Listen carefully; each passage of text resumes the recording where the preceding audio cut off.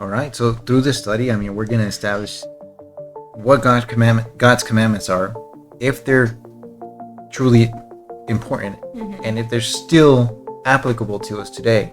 Should we choose Him as our God? Okay. We're also going to identify what those commandments are specifically, right? The big question: were the commandments of God nailed to the cross? And he gave unto Moses, when he had made an end of communing with him upon Mount Sinai, 2 tables of testimony, tables of stone, written with the finger of God. Yeah, so we can put ourselves before God, or there's the New Age spiritualism too. You are your own God. Yeah, that's true. He says, I am the Lord. I actually brought you out of that land. I brought you out of your slavery, right? Out of sleeping on the floor, out of sleeping in chains, out of eating crumbs from your master's table, right? And you being sickly and all that. I've relieved you from all of that. You people were treated like dogs. You died and nobody had any remorse for you.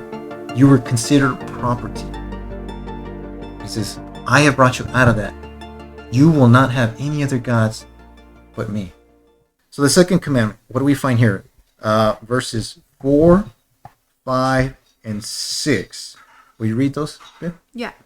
You shall not make for yourself a carved image, any likeness of anything that is in heaven above, or that is in the earth beneath, or that is in the water under the earth.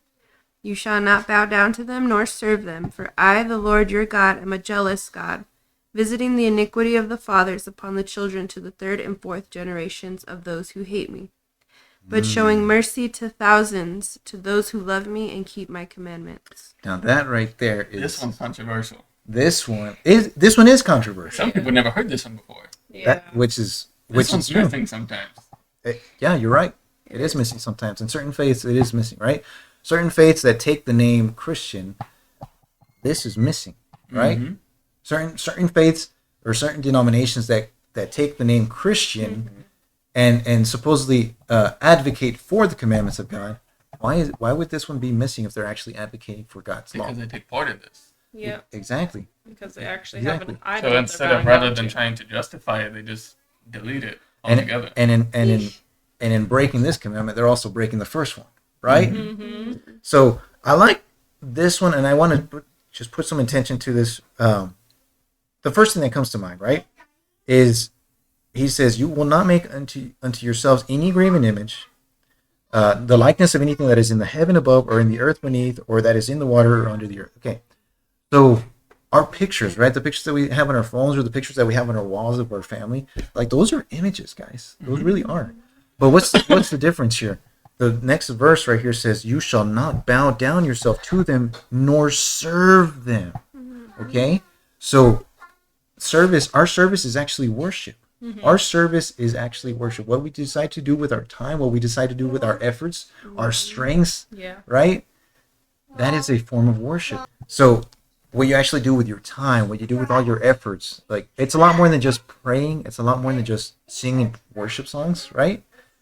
What you do with your time, literally bowing down to it. exactly. It's a lot more. It's not just what you would think, what the world tells you. Oh yeah, that's worship. What you bow down to. It's what you invest all that you are into, right? Yeah. So again, having the pictures and all that. And in fact, in the desert, if you read, if you have any knowledge of the Old Testament, even in the Old Testament sanctuary, there was covering cherubs, right? There was angels that there was these figures that represented, right, the covering angels in the heavenly sanctuary, and those were images too, guys. And remember, the Old Testament sanctuary was shown to Moses after the pattern of the heavenly sanctuary. So that in itself is a figure too, right? And then let's not forget, in the desert, there was a serpent that was lifted up, right? Whenever the Israelite nation was being attacked by these fiery serpents, right? So images in themselves, right? That's not necessarily what's the problem. The problem is bowing down and serving them and worshiping them, or like making them as a figure and as a focal point for your worship. You serving them as your God. Yep. You understand what I mean? Believing that they have any power as God would have.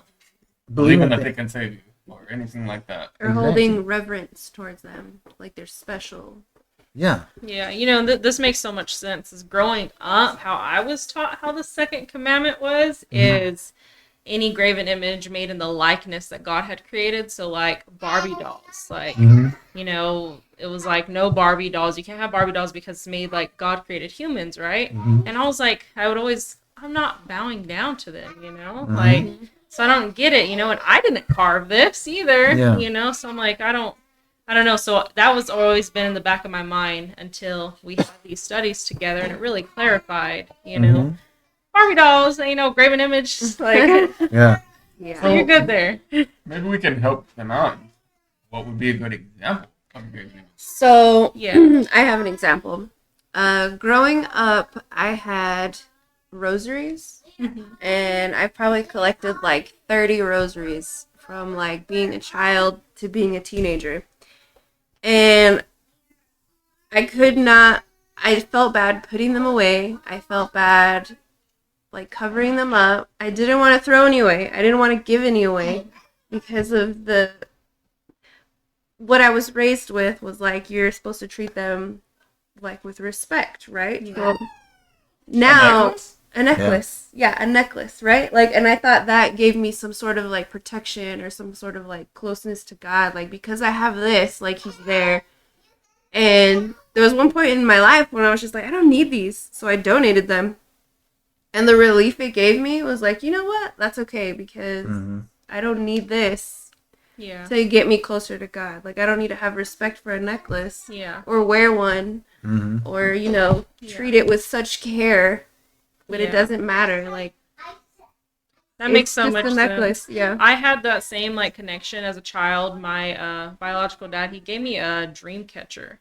And even though like that, like I was like, I don't want to have bad dreams. I had bad dreams, so I always kept it. I was always look at it and like hold it and stuff. I don't remember myself praying to it, but I would look at it and I'm like, please don't. I guess I would in a form talking to it, But anyways, that thing, I'm glad that thing got lost somewhere. And once I grew up, I learned about it, and I was like, oh no. And it wasn't even just rosaries, like the necklaces with the crosses, or like one time I had a ring with the cross and I accidentally, it just got lost. Do you think that protects you? No, it doesn't. I'm just representing, man. Okay. That's fine. But you can throw it away, right?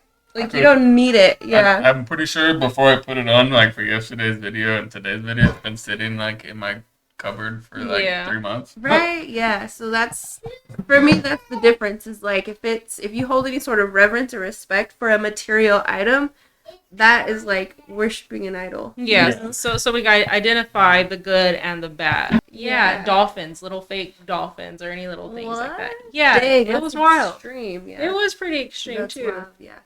And I remember being little and like if I passed a photo of Jesus in someone's house, I'd just be like, or just like, okay, like I see you, God, like, and that's so bad. What about? I mean, there's some denominations who every time they drive by a church. Yeah, they do the sign of the cross. I used to be one of them every single time. And when I didn't, I would feel this like dread, like And this if guilt. you didn't do it, you would like. Yeah, I feel was so bad. Yeah, I felt so bad. Yeah, I'd drive on for a while, like, oh goodness. Yeah, no. And then I would like try to make up for it, like, I'm sorry, like I'll do it twice or whatever. But it's just like that fear was like instilled to me, and it's not like the people who taught me how to do that. I'm sure they didn't know. Oh, sorry. I guess we could pause. No, you're doing good. But yeah, so we would drive by and like do the sign of the cross, or when I would forget, I would feel so ugly. Yeah. And now that I know better, I pass by and I'm just like, God's with me. I'm on a mission. Yeah, I'm talking to Him all the time. I don't have to do this. Exactly. You don't have to pass by a church and say hi to him, huh? Like, right? Yeah. No, Or I don't have to see a picture of Jesus to be like, hey God, Yeah. like, I remember you're watching me. yeah. And as a kid, I used to think that way. Yeah. But it definitely gets to you. Okay. Also shrines. Shrine? Mhm. Yeah, people have shrines of Yeah. past loved ones. Oh yeah, the definitely. little Yeah. senda with all the candles. Yeah, they have the and- picture and the shadow box and the lights and the candles and all their little And they- things, and they'll they go pray pray to to it. it. Mhm. Yeah. Or like the Yeah. Buddhas in the Chinese restaurants and stuff like Or they'll that. bite a piece of food and put their food in there. Mhm. Yeah. Yeah. And Now, keep in mind, guys, what we're sharing with you guys is our own personal experiences in this walk of life, right? In this walk with Christ. So, what my wife has shared, what Kiana has shared, these are real life experiences that they have, and similar to how I did. I was taught a certain way, or I got out of by word of mouth because I wasn't raised actually in the church, in any church for that matter. So a lot of my understanding came from word of mouth, and the amount of things that I found to not actually be found within His Word surprised me. So that's honestly a little bit of the reason that it fueled me to actually pick up this book and start speaking out against those religious institutions that supposedly are there in place to guide us to God and bring us closer to Him, but in actuality are keeping us from Him, because they're not actually guiding us to Him. So, and of course, you have that famous verse, Psalm 119, 105. Thy word is a lamp unto my feet and a light unto my path. And these institutions, these religious institutions, are supposedly there as a lighthouse, but in reality, they're not giving off any light. They're cut off from the power source. They're cut off from the power source, right? And I just want to, again, bring the focus and the attention on this fact about the Lord our God, the Lord that we have chosen to serve, okay? There's a specific amount of text here within the second commandment that is very noteworthy. Something that I think we should give time to bring to the focal point of anybody who comes across this video, okay? But this is applicable to all of His commandments, right? Because, well, just listen. He says, for I, the Lord, so He's giving us a fact about Himself. He's describing Himself. You're on 5? Yes, verse 5. He says about Himself, for I, the Lord, thy God, am a jealous God. Okay? Now, people look at that and they immediately turn off. Oh, see? He's just egotistical. I know the big word, right? Or he's jealous. How could a divine entity feel something so minuscule and carnal as jealousy? But it's jealousy in the sense that if she is my rightful wife, and she goes with another man, do I not have all the rights to be jealous of that? Was that not wrong against me? Was that not a crime against me? That my wife, my betrothed, is with another man, right? Yep. That's what it is. If we're His people, we're actually betrothed to Him. So when we go out and serve other gods, which is mentioning right here, you shall have no other gods before me, you shall not bow down to anything, nor worship and serve them. Yeah. Right? We are His created being. Exactly. And it's a sign. It's just showing love. Like, who wouldn't be jealous if their loved one was cheating on them and going after other people? Like, it just shows how much He loves us. I mean, He literally created us and this world to give us like a beautiful life, and then Satan comes and he's literally watching us go that way. So he's like, I'm giving you love. I'm giving you these blessings, and you're leaving me. Yeah. I just want to love you. Yeah. Satan comes along and just perverts everything, right? Corrupts it, right? And he corrupts your understanding of the character of the Father. Yes, right? He does. So listen to this. For I, the Lord thy God, am a jealous God, visiting the iniquity or the sins of the fathers upon the children unto the third and fourth generation of them that what? Hate me. That hate me. Hate me. Now notice the detail or this added description to those that love Him. And showing mercy unto thousands of them that love me. And when He says love me, He adds, and keep my commandments. So those that hate me, notice that the ones that hate me, He says, He doesn't add hate me and keep my commandments. No, He says those that love me keep my commandments. Are you guys seeing that? Am I right? Yeah, it's right there. It's clear. It's verse 6, literally. And we'll get to whether or not that still applies, but it's there. And this is found in the New Testament. Yeah. And we've shown it a few times on the page, right? Yeah. So, all right, guys. That was commandment number 2, right? And we learned more about the Lord our God, which spoke all these words, right? And remember, man shall not live by bread alone, but by every word that proceeds out of his mouth, right? Okay, great. So I will go ahead and read verse 7. And it says, "Thou shalt not take the name of the Lord thy God in vain, for the Lord will not hold him guiltless that takes his name in vain."